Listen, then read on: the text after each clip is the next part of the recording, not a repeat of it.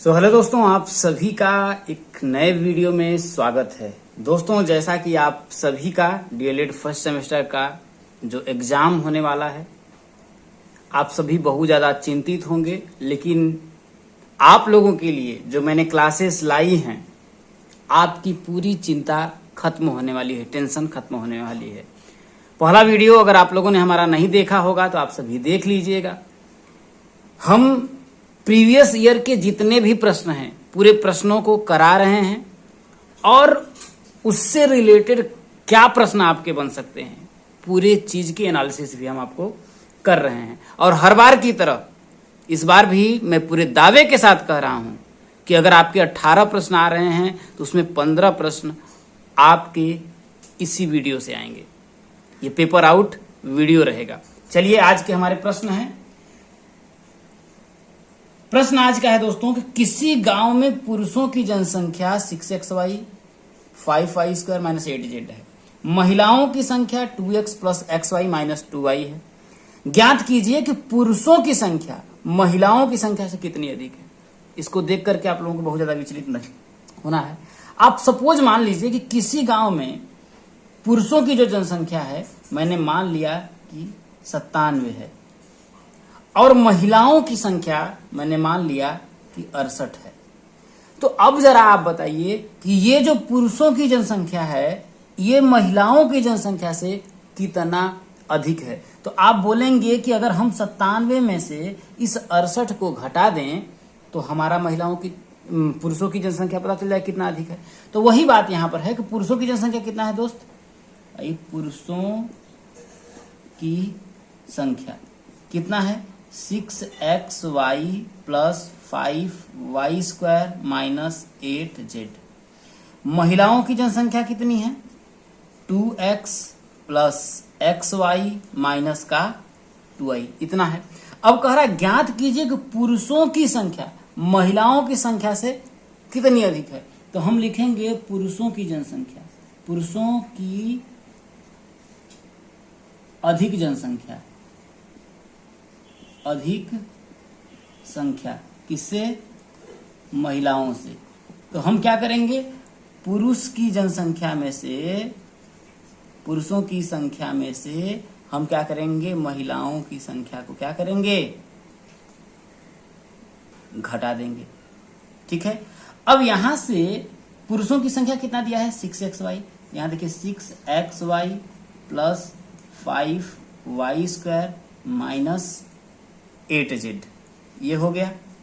अब इसमें से महिलाओं की जो जनसंख्या है कितना है, 2x, भाई माइनस का चिन्ह है, माइनस हमने लगा दिया, + xy - 2y, इतना हो गया। अब देखिए घटाने के लिए यहां पर देखिए हमारा ब्रैकेट है, तो ब्रैकेट को हम क्या करेंगे, खोलेंगे। चलिए खोल लेते हैं। तो क्या होगा, देखिए 6xy + 5y² - 8z।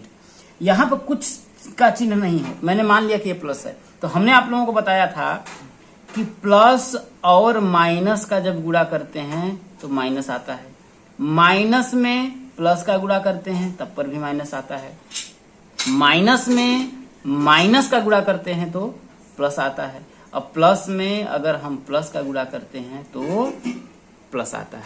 ये आप लोगों को समझ में आ रहा होगा। तो यहां पर कुछ नहीं तो प्लस मानेंगे, प्लस में माइनस का हम गुणा करेंगे तो क्या आएगा, आप बोलेंगे माइनस आएगा, माइनस का 2x। यहां प्लस में माइनस का गुणा करेंगे क्या आएगा, माइनस का क्या हो जाएगा आपका xy।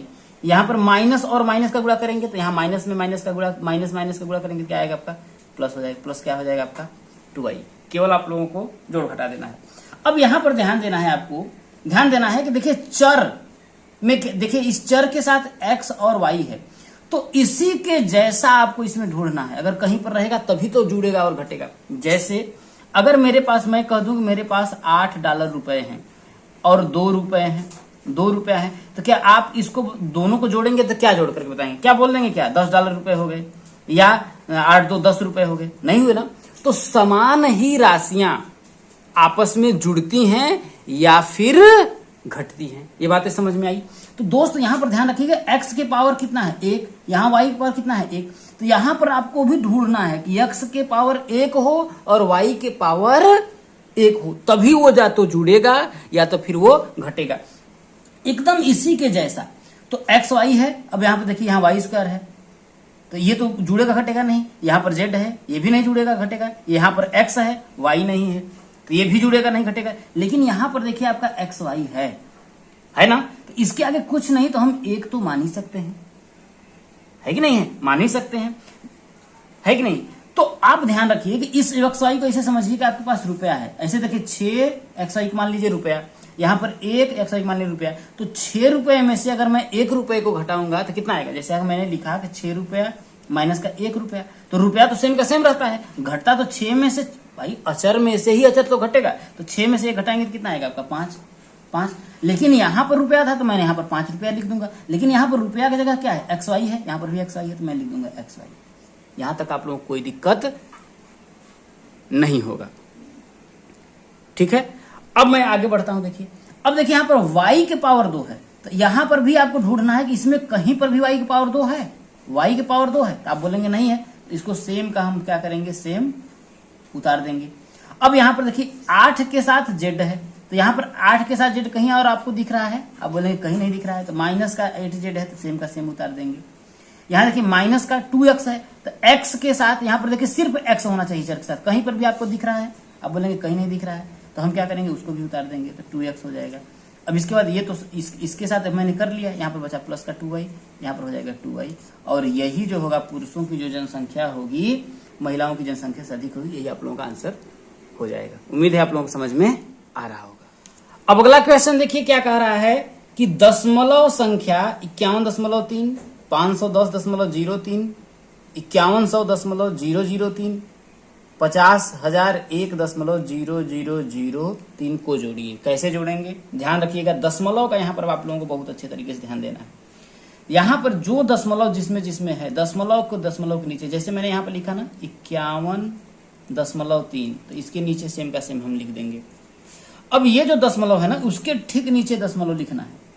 अब दशमलव के बाद यहाँ देखिए 0 है, तो उस 0 के इसके नीचे लिखेंगे, फिर 3 है तो 3 यहाँ पर लिखेंगे, फिर यहाँ पर देखिए अब इसके आगे देखिए ये 0 है, तो ये वाला जो 0 है यहाँ पर आ जाएगा, ये जो 1 है यहाँ पर आ जाएगा, ये जो 5 है यहाँ पर आ जाएगा। यहाँ पर देखिए दशमलव है, इस दशमलव को इसके नीचे हमने लिख लिया। अब क्या है देखिए यहाँ पर 0 है, ये 0 को यहाँ पर उतारेंगे, ये 0 है यहाँ पर उतारेंगे, ये जो 3 है यहाँ पर कर लेंगे, ठीक है। अब इसके आगे ये जो 0 है इसके नीचे आ जाएगा भाई, क्योंकि ये इकाई के स्थान पे है तो ये इकाई का डिजिट हो गया। ये देखिए दहाई के स्थान पे, दहाई के स्थान पे ये हो जाएगा। ये देखिए सैकड़ा के स्थान पे, सैकड़ा के स्थान पे ये हो जाएगा। यहाँ देखिए 5 है तो यहाँ पर कर लेंगे, कोई दिक्कत नहीं। फिर यहाँ पर देखिए यहाँ पर दशमलव है, दशमलव एकदम सीधे लाइन में रहेगा। अब यहाँ देखिए 0 है, यहाँ पर 0 हो जाएगा, ये 0 है यहाँ पर उतर जाएगा, ये 0 है यहाँ पर उतर जाएगा, फिर यहाँ पर 3 आप लोगों का उतर जाएगा। अब देखिए यहाँ पर दशमलव, यहाँ पर 1 है तो 1 इकाई के स्थान पे आ जाएगा।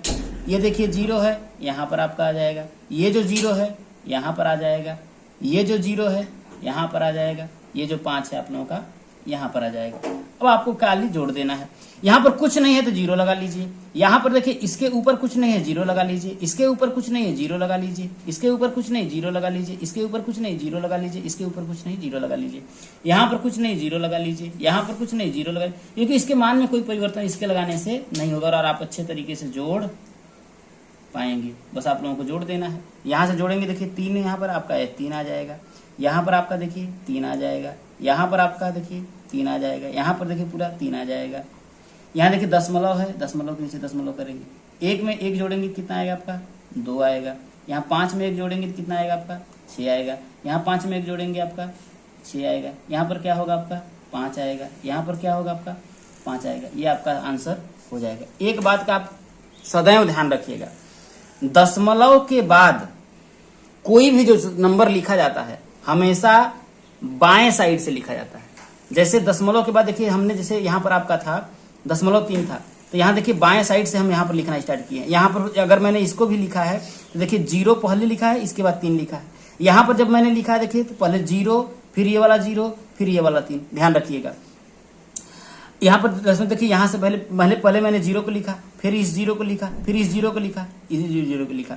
लेकिन दशमलव के इधर वाली जो संख्या होती है, दशमलव के बाएं तरफ की जो संख्या होती है, हमेशा दाहिने तरफ से लिखा जाता है। दाहिने तरफ से इसका मतलब ये हो गया कि पहले मैंने 1 को लिखा, फिर मैंने 5 को लिखा। यहाँ पर पहले मैंने 0 को लिखा, फिर 1 को लिखा, फिर 5 को लिखा। तो दशमलव के दाएं तरफ जो संख्या है वो बाएं तरफ से लिखी जाती है। ध्यान रखिएगा, दशमलव के दाएं तरफ जो भी संख्या है वो बाएं तरफ से लिखी जाती है, और दशमलव के बाएं तरफ जो संख्या है वो हमेशा दाएं तरफ से लिखी जाती है। इस बात को आप ध्यान रखिएगा, क्योंकि ऐसा भी प्रश्न आपसे पूछा जा सकता है। चलिए दोस्त, आगे बढ़ते हैं। अब अगला क्वेश्चन क्या बोल रहा है कि वह बड़ी से बड़ी संख्या बताइए।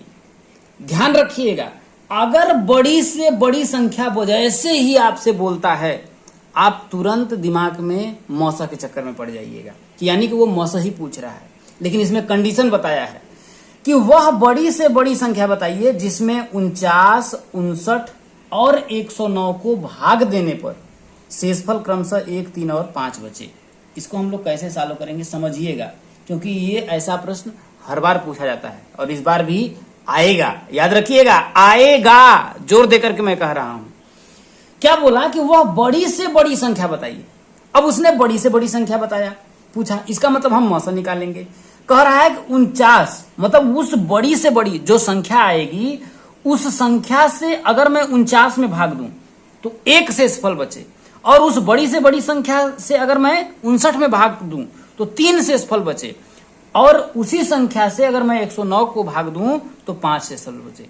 तो ऐसी संख्या ज्ञात करने के लिए हम क्या करते हैं दोस्तों, ऐसी संख्या ज्ञात करने के लिए तो हम लिखेंगे वह बड़ी से बड़ी संख्या, वह बड़ी से बड़ी संख्या बराबर ये जो शेषफल बोल रहा है ना भाई, क्या कह रहा है कि वह बड़ी से बड़ी संख्या बताइए जिससे बोल रहा ना, जिससे 49, 59 और 109 को भाग देने पर शेषफल क्रमशः 1, 3 और 5 बचे।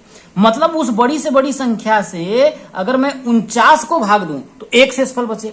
तो हम क्या करेंगे ना, इस 49 में से जो शेषफल आ रहा है ना उसको घटा देंगे, घटा दिया।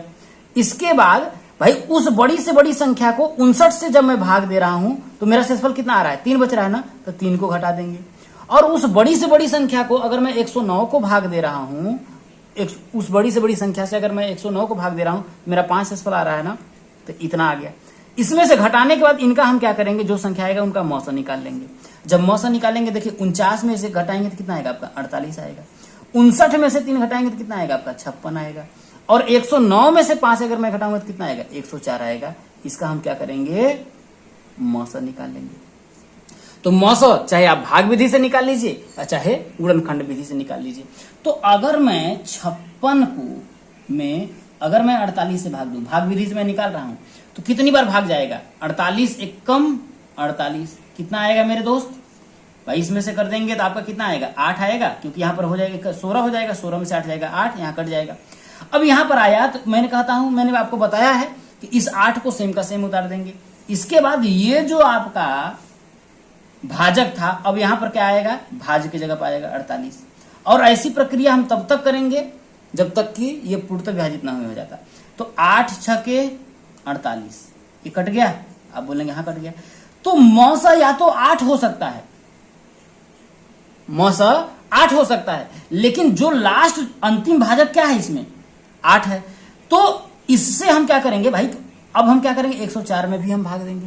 तो 104 में भी हम भाग दे देते हैं। तो 104 में अगर हम भाग देंगे किससे, 8 से, तो यहां पर देखिए क्या डिवाइड हो रहा है, देखिए 8 एक कम 8, कितना आया मेरे दोस्त, 10 में से 8 घटाएंगे तो 2 आया। अब इस 4 को हम क्या करेंगे, उतार लेंगे। तो 8 त्रिक का 24, तो कितना आया पाया, कट गया ना। इसका मतलब इन तीनों का जो मौसा होगा वो कितना होगा आपका, 8 होगा। तो ध्यान रखिएगा, वह बड़ी से बड़ी जो संख्या है वो क्या है आपका, 8 है। अब इस 8 से अगर मैं 49 को भाग दूं, आप समझने का प्रयास करिएगा, अगर मैं इस 49 को 8 से भाग दूं तो 8 छके 48, क्या आपका शेषफल एक आया, यही तो बोल रहा था कि वह बड़ी से बड़ी संख्या बताइए जिससे अगर मैं उस बड़ी से बड़ी संख्या से अगर मैं 49 को भाग दूं तो 1 शेषफल बचे। अब मैं 59 को कर लेता हूं। अब 59 को अगर मैं 8 से भाग दूंगा तो कितना हो जाएगा, 8 सत्ते 56 हो जाएगा मेरे दोस्त। कितना आएगा आपका यहाँ पर, क्या 3 बचेगा शेषफल, आप बोलेंगे हाँ बच रहा है। वैसे ही इस 8 से अगर मैं 109 को भाग दूं 8 से, तो 8 एक कम 8, कितना आया आपका 2 आया, यहाँ पर 29 उतर जाएगा, 8 त्रिक का 24, कितना आया आपका क्या 5 शेषफल आया मेरे दोस्त। आप बोलेंगे हाँ आ रहा है। तो इस तरीके से अगर आपका प्रश्न बोले और जैसे ही बोलेगा कि शेषफल क्रमशः इस तरीके से बचे, तो जो संख्या होगी 49 में से उसको हम क्या करेंगे, शेषफल को घटा करके उसका मौसा निकाल लेंगे। अब मौसा निकाल लेंगे और वही बड़ी से बड़ी वो संख्या हो जाएगी। उम्मीद है दोस्तों आप लोगों को समझ में आया होगा। चलिए आगे बढ़ते हैं। अब अगला क्वेश्चन है मेरे दोस्तों, कह रहा है एक समबाहु त्रिभुज जिसकी प्रत्येक भुजा 4 सेंटीमीटर है, इसका क्षेत्रफल ज्ञात करिए। कैसा बोल रहा है, समबाहु, तो सम मतलब बराबर, बाहु मतलब भुजाएं, मतलब ऐसा त्रिभुज जिसकी सभी भुजाएं क्या हो, बराबर हो, मतलब ये भुजा और ये भुजा आपस में क्या हो, बराबर है, और प्रत्येक भुजा कितनी है 4 सेंटीमीटर की है, यानी कि ये भी 4 सेंटीमीटर का होगा, ये भी 4 सेंटीमीटर का होगा और ये भी 4 सेंटीमीटर का होगा। तो कह रहा है इसका क्षेत्रफल ज्ञात करिए। तो इस तरीके के प्रश्न फार्मूले आधारित होते हैं। जैसे समबाहु त्रिभुज का क्षेत्रफल, इसका फार्मूला क्या होता है, करड़ी में 3/4 भुजा का स्क्वायर होता है। तो करड़ी में 3/4 और प्रत्येक भुजा कितना दिया 4 सेंटीमीटर, तो यहां पर आपका 4 सेंटीमीटर है, तो भुजा कितना है 4, और 4 का हम क्या करेंगे स्क्वायर कर लेंगे, तो हो जाएगा आपका, देखिए करड़ी में 3/4 इंटू 4 का स्क्वायर करेंगे, मतलब 4 का स्क्वायर का मतलब क्या हो गया, 4 का गुणा 2 बार। जैसे 4 का स्क्वायर का मतलब ये होगा, जैसे x का स्क्वायर करते हैं तो x इंटू एक्स होता है, तो 4 का स्क्वायर करेंगे तो कितना होगा 4 इंटू 4, तो 4 चौके कितना हो जाएगा आपका 16। तो यहाँ देखिए 4 से काटेंगे तो 4 चौके 16, यहाँ पर आएगा 4 करड़ी में 3। लेकिन भुजा किस चीज में है, सेंटीमीटर में है, तो यहाँ पर इसका सेंटीमीटर स्क्वायर लिखना पड़ेगा। आप बोलेंगे क्यों लिखेंगे, क्योंकि यहां पर जैसे आप समझने का प्रयास करिएगा, अगर ये नहीं लिखेंगे तो एग्जामिनर नंबर काट सकता है, ये वाला भी आप ध्यान रखिएगा। जैसे अगर भुजा का स्क्वायर है, ध्यान रखिएगा दोस्तों, तो यहां पर हमने लिखा होगा ना 4 सेंटीमीटर इंटू 4 सेंटीमीटर, तो 4 का 4 में गुणा किया तो 16 आया। तो सेंटीमीटर का सेंटीमीटर में गुणा करेंगे, जैसे अगर x है, x का अगर हम x में गुणा करते हैं तो x का स्क्वायर होता है, वैसे ही सेंटीमीटर का सेंटीमीटर में गुणा करेंगे तो सेंटीमीटर स्क्वायर होगा। तो 4 करड़ी में 3 सेंटीमीटर इस तरीके लिख सकते हैं। अगर इसका परिमाप पूछता, क्या समबाहु त्रिभुज का अगर आपसे परिमाप पूछता, तो परिमाप में क्या होता, अगर मैं मान लेता हूं कि इसकी सभी लंबाई अगर बराबर है तो ये भी a होगा, ये भी a होगा और ये भी a होगा, तो इसको केवल जोड़ देंगे। देखिए परिमाप मतलब क्या होगा, परि मतलब बाहरी माप, खाली इसको जोड़ देंगे। ये देखिए a इसे लिख देंगे, देखिए a प्लस a मतलब इसको पूरे तरह से इसे जोड़ना है। भाई ये a हो गया, यहां से यहां a हो गया, यहां से यहां हो गया, तो जोड़ देंगे तो कितना होगा 3a होगा। तो समबाहु त्रिभुज का जो परिमाप होता है 3a। a क्या है, भुजा की लंबाई है। अगर यहाँ पर जैसे 4 था तो यहाँ पर लिखेंगे 3 इंटू, चूंकि यहाँ पर भुजा की लंबाई तो दे दिया था 4, तो यहाँ पर 4 यहाँ कितना हो जाएगा आपका 12 सेंटीमीटर। इस चीज को आपको ध्यान रखना है। चलिए मैं आपसे कुछ लिखता हूं, आप लोग कमेंट में लिखिएगा।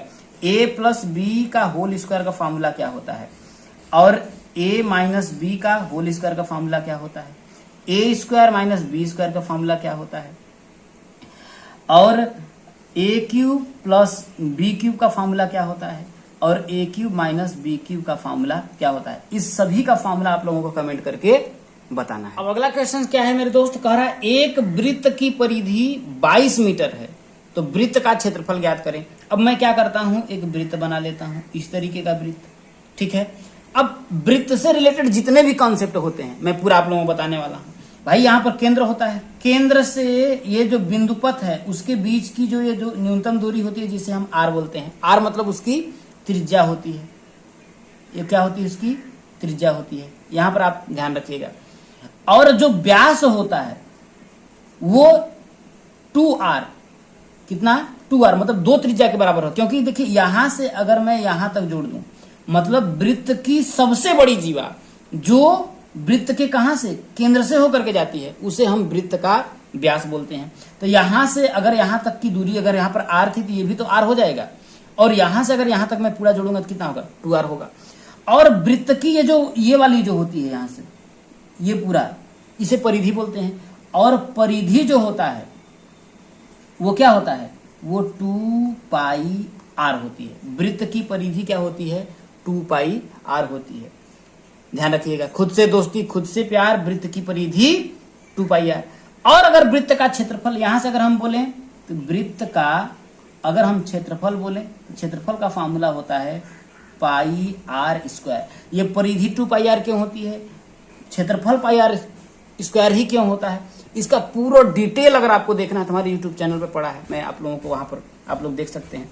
अब यहां पर बात आती है दोस्तों कि परिधि इसने दे रखा है, तो परिधि दे रखा है और हमसे क्षेत्रफल पूछा है, तो इसकी सहायता ये अगर दे रखा है तो क्यों दिया है, क्योंकि इसकी सहायता से, जैसे वृत्त का क्षेत्रफल जो होता है, क्योंकि वृत्त का जो क्षेत्रफल होता है वो क्या होता है, पाई आर स्क्वायर होता है।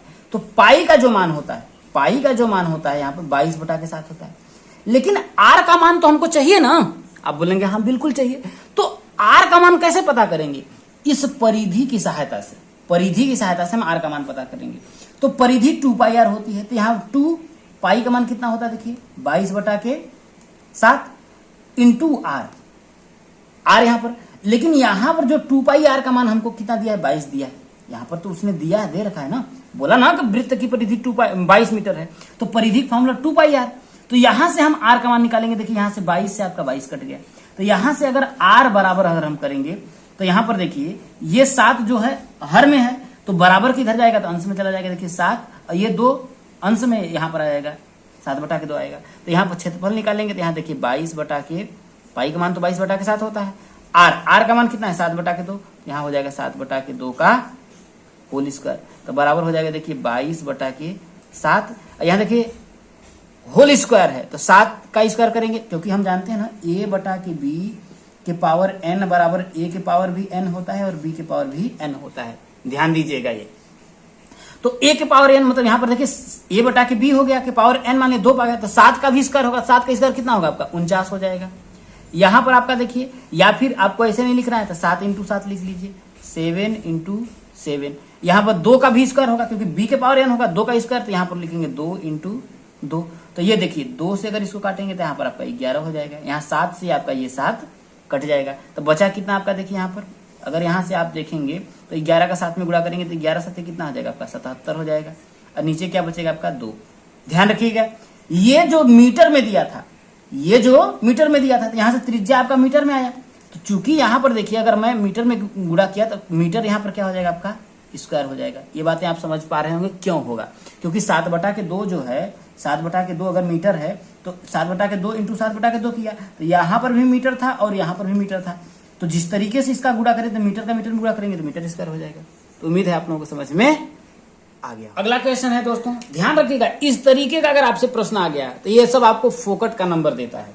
इसने कह दिया कि a बराबर -2 है, तो 5a² + 4a - 2 और इसका मान ज्ञात करना है। तो सिंपल बात भाई, a के जगह पे हम केवल -2 रख देंगे। देखिए हम सॉल्व करते हैं सिंपल तरीके से, कैसे आप सॉल्व करेंगे देखिए, यहाँ पर पहला वाला जो है आपका सॉल्व करते हैं, देखिए 5a² + 4a - 2। चूंकि इसने कहा कि a का मान जो है -2 है, तो जब a का मान -2 है तो सॉल्व करेंगे, देखिए 5 a के जगह पे हम क्या लिखेंगे -2 का होल स्क्वायर लिखेंगे, प्लस 4 a के जगह पे हम क्या करेंगे -2 लिखेंगे, -2। अब इस चीज में देखिए बहुत ज्यादा लोग गलती क्या करते हैं, ये प्लस और माइनस वाला, देखिए तो ये -2 अगर दिखाना तो हम इसको इस तरीके से ब्रैकेट में रख देते हैं, ध्यान रखिएगा। अब यहां पर ध्यान रखिएगा, देखिए -2 का होल स्क्वायर है, तो यहां पर आप जरा समझिए कि -2 का अगर होल स्क्वायर है, इसका मतलब -2 का गुणा हम -2 में करेंगे, क्योंकि a² बराबर क्या होता है a × a होता है कि नहीं।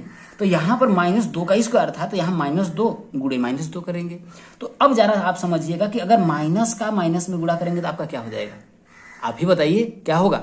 आप बोलेंगे प्लस होगा, क्योंकि मैंने आपको बताया कि माइनस का अगर मैं माइनस में गुणा करूं तो प्लस हो जाता है, और माइनस का यदि मैं प्लस में गुणा करूं तब पर आपका माइनस हो जाता है, और प्लस का यदि मैं माइनस में गुणा करूं तो माइनस आता है, और प्लस का यदि मैं प्लस में गुणा करूं तो प्लस आ जाता है। ये बातें आप लोग समझ में आ रही होंगी। तो -2 का होल स्क्वायर करेंगे तो कितना होगा, -2 माइनस क्या हो जाएगा आपका प्लस, और 2 का 2 में गुणा करेंगे तो कितना आएगा आपका 4 हो जाएगा। तो यहाँ पर हम लिखेंगे 5 और गुणे कितना हो जाएगा आपका 4। अब ध्यान रखिएगा यहाँ पर माइनस है और यहाँ पर क्या आपका प्लस है, क्योंकि गुणा ही तो हो रहा है। देखिए माइनस और यहाँ प्लस, तो प्लस और माइनस क्या होगा आपका माइनस हो जाएगा। तो अब माइनस हो जाएगा। अब यहाँ पर देखिए 2 का 4 में गुणा करेंगे कितना होगा 4 और दूना कितना हो जाएगा आपका 8 आएगा। यहाँ पर माइनस है, माइनस का आपका कितना हो जाएगा 2। सेम तरीके से हम लिख देंगे। आगे बढ़ेंगे देखिए, तो 5 का 4 में गुणा करेंगे कितना होगा आपका 5 चौकी 20 हो जाएगा। यहाँ माइनस का 8 है और माइनस का 2 है। तो ध्यान रखिए यहाँ माइनस का 8 है और यहाँ माइनस का 2 है। आप समझिए कि आपके पास 8 रुपए कर्ज था, समझने का प्रयास करिएगा। आपके पास 8 रुपए कर्ज था और 2 रुपए और आपने कर्ज ले लिया, तो कर्ज को किस रुपए में दिखाएंगे आप बोलेंगे माइनस में दिखाएंगे। तो 8 रुपए का पहले कर्ज था, 2 रुपए और कर्ज कर लिया, तो टोटल आपका कर्ज कितने का हो जाएगा, क्या हो जाएगा टोटल कर्ज। तो आप बोलेंगे 10 का हो जाएगा। तो कर्जा को किस में दिखाएंगे, माइनस में। तो ध्यान रखिएगा सेम जो अगर चिन्ह है तो वो जुड़ते हैं। सेम अगर चिन्ह है, जैसे यहाँ देखिए माइनस है, यहाँ पर भी माइनस है, समान चिन्ह है ना, तो ये आपस में क्या करेंगे जुड़ेंगे।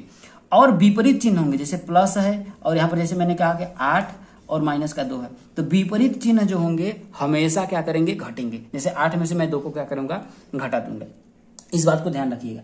तो यहां से मैं करूंगा 20, यहाँ पर देखिए -8 और -2 क्या करें, दोनों समान चिन्ह है ना, तो आपस में क्या करेंगे जुड़ जाएंगे। तो यहाँ माइनस का हो जाएगा 8 और 2 कितना हो जाएगा 10 हो जाएगा।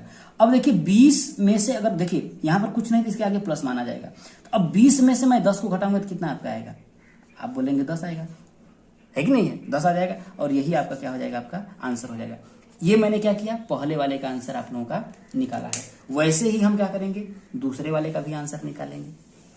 तो दूसरे वाले का क्या है आपका, देखिए सेकंड वाला, सेकंड क्या है आपका, देखिए a³ plus 4a² plus 3a। ठीक है। अब देखिए a का क्यूब है, तो a का मान यहां पर कितना दिया है, -2 दिया है, तो यहां पर लिखेंगे -2 का होल क्यूब प्लस 4, a का मान कितना दिया है -2, तो यहाँ पर -2 का होल स्क्वायर प्लस 3, a का मान कितना दिया है -2 दिया है। यहाँ पर सॉल्व कर लेंगे। अब यहाँ देखिए -2 का होल क्यूब है, तो ध्यान रखिएगा -2 का अगर होल क्यूब है इसका मतलब -2 गुणे -2 गुणे -2। तो ध्यान रखिएगा माइनस और माइनस का गुणा करेंगे तो कितना आएगा आपका प्लस आएगा, आ जाएगा। अब यहाँ पर प्लस का अगर मैं माइनस में गुणा करेंगे तो क्या आएगा आपका माइनस आएगा, तो यहाँ पर आपका माइनस हो जाएगा। देखिए 2 दूना के 4, 4 दूना के 8, तो यहाँ पर माइनस का आपका 8 हो जाएगा। यहाँ तक बातें समझ में आ रही होंगी। प्लस यहाँ देखिए -2 का होल स्क्वायर है, तो -2 का होल स्क्वायर करेंगे, इसका मतलब -2 गुणे -2, तो माइनस माइनस क्या हो जाएगा आपका प्लस, 2 दूना कितना हो जाएगा 4, तो यहाँ पर देखिए 4 और गुणे कितना हो जाएगा, इसका मान कितना आया 4। अब यहाँ देखिए माइनस है, ये प्लस है, प्लस और माइनस का गुणा माइनस, 3 का 2 में गुणा करेंगे कितना आएगा आपका 6 आ जाएगा। तो यहाँ से करेंगे देखिए माइनस का 8 प्लस 4 का 4 में गुणा करेंगे 4 चौके 16, अब माइनस का कितना हो जाएगा आपका 6। ठीक है। अब देखिए ये देखिए -8 है और ये भी -6 है, तो मैंने कहा कि समान राशि आपस में हमेशा क्या होगी जुड़ेगी। तो यहाँ देखिए समान चिन्ह है ना, तो आपस में 8 माइनस का 8 है और माइनस का 6 है। तो यहाँ देखिए प्लस का 16 है, तो मैं पहले लिख लेता हूँ, तो यहाँ से आपको दिक्कत नहीं होगा। तो 16 को मैंने लिख लिया। अब -8 और -6 आपस में जुड़ जाएगा तो कितना हो जाएगा -14 हो जाएगा। अब 16 में से मैं 14 को घटा दूंगा तो कितना आपका आएगा 2 आएगा। इस तरीके आपका आंसर हो जाएगा। उम्मीद है आप लोगों को समझ में आ गया होगा। अगला क्वेश्चन है दोस्तों, देखिए एक कक्षा में 60 विद्यार्थी थे, 50% विद्यार्थी प्रथम श्रेणी में, 40% विद्यार्थी द्वितीय श्रेणी में तथा शेष तृतीय श्रेणी में उत्तीर्ण हुए। ज्ञात कीजिए कितने विद्यार्थी तृतीय श्रेणी में उत्तीर्ण हुए। अब हम जानते हैं विद्यार्थियों की, यहां पर लिखेंगे विद्यार्थियों की संख्या, विद्यार्थियों की संख्या बराबर कितना 60। अब कह रहा है 50% विद्यार्थी प्रथम श्रेणी में पास हुए, तो हम लिखेंगे प्रथम श्रेणी में उत्तीर्ण छात्र, प्रथम श्रेणी में उत्तीर्ण छात्र बराबर टोटल स्टूडेंट थे 60 अब 60 का 50% प्रथम श्रेणी में होंगे, तो यहां पर हम लिखेंगे 50%। तो यहां पर लिखेंगे तो 60 इंटू भाई 50। अब प्रतिशत को हटा करके मैंने हमेशा बताया है कि नीचे बटा के हम क्या करेंगे 100 लगा देंगे। तो यहाँ देखिए एक जीरो से एक जीरो ये वाला कटा, इस जीरो से एक जीरो कटा, तो कितना आ गया देखिए 6 पंचे 30 आ गया। यहाँ पर कोई दिक्कत नहीं होगा। अब कह रहा है 40% विद्यार्थी द्वितीय श्रेणी में हुए, तो हम लिखेंगे द्वितीय श्रेणी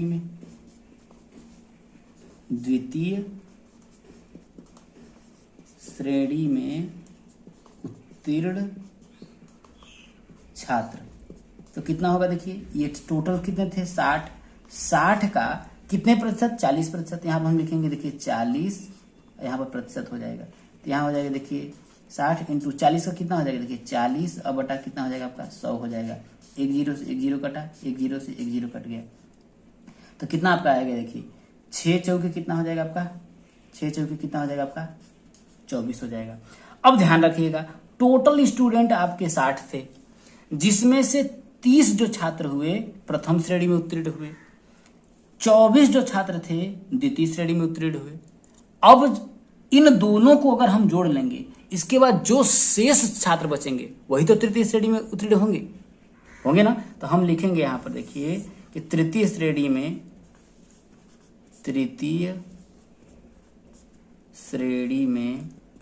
उत्तीर्ण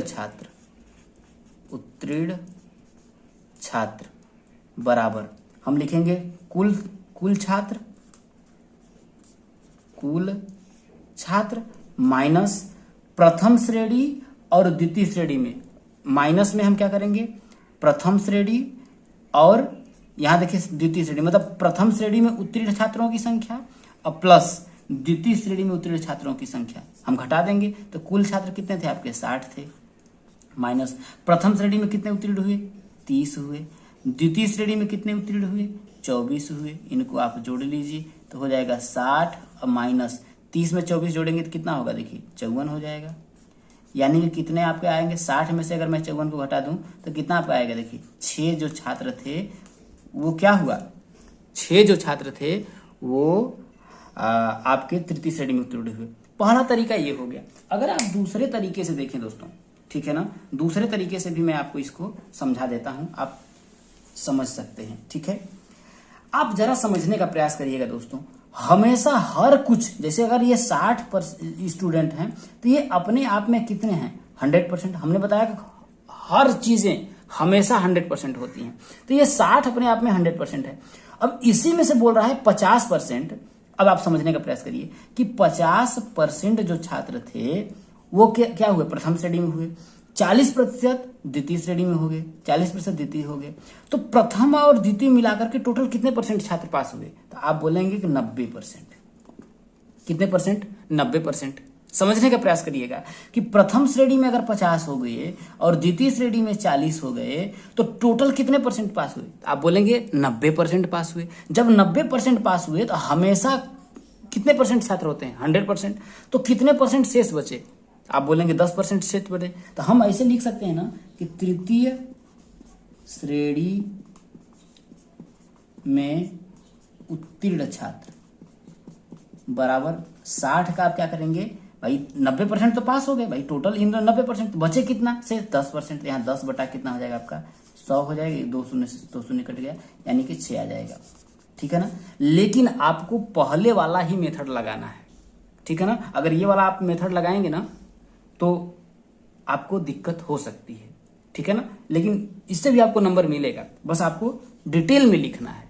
ठीक है, तो आज के लिए दोस्तों हम इतना ही रखते हैं। उम्मीद है कि आप लोगों को हमारा वीडियो पसंद आया होगा। और अगर आपने हमारा व्हाट्सएप ग्रुप नहीं ज्वाइन किया है तो व्हाट्सएप ग्रुप जो आप लोगों का डिस्क्रिप्शन में उसकी लिंक मिल जाएगी।